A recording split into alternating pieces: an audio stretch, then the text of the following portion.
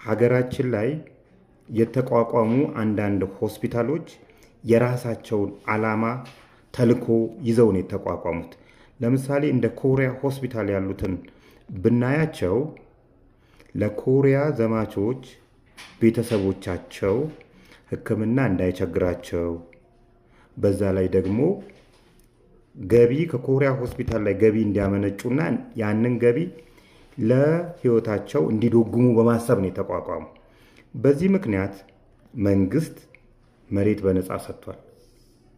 ከውጪ በዶላር የሚያስገባውን መድኃኒት ለማንኛቸውም ሆስፒታሎችና የጤና ተቋማት እንደሚያደርገው ለኮሪያ ሆስፒታል ያደርጋል። በተጓዳኝ ከፍተኛ ህመም ያለባቸውን ኢትዮጵያውያንን በተመጣጣኝ ዋጋ እንዲያገለግሉ የተቋቋመ ነው። ቢኮዝ የኛ ቤተሰቦች ኮሪያ ሄደው ስለተዋጉላቸው ለዛ ውለታ እንዲሆን ነው። አሁን ላይ ግን እንደ ኮሪያ ሆስፒታል ያሉ ጤና ተቋማት የሚጠይቁት ዋጋ በበር የማያሳልፍ ነው። አንዳንዶቹ ሚሽን ይዘው ነው የተቋቋሙ። ሚሽናቸው ለምሳሌ የሃይማኖት ሚሽን ሊኖራቸው ይችላል። ዋና ዓላማቸው ግን ኢትዮጵያውያንን ከሕክምና ማዳን ነው። ወደ ሃይማኖቱ ማስገባት አንዱም ሆኖ ሳለ ነገር ግን ትልቁ የእግዚአብሔርን ስራ መስራት ነው።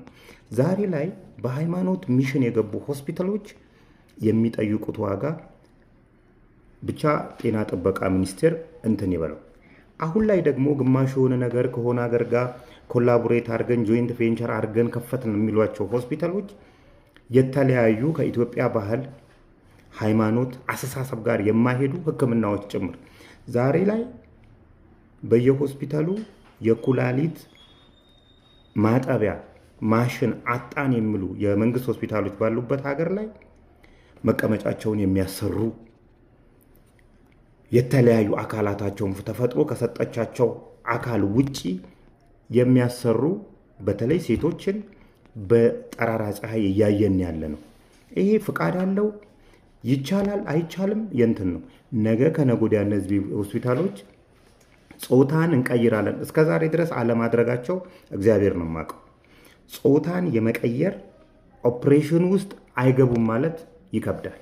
ዛሬ ላይ የምናያቸው ምልክቶች እስከዛሬ አለመጀመራቸውን እንጃ እነዚህን ነገሮች ለማድረግ ምንም የሚያግዳቸው ሆስፒታሎች አለመሆናቸውን መንግስትና ጤና ጥበቃ ሚኒስቴር የተባልክ የመንግስት ተቋም እንድታቅልን እንፈልጋለን።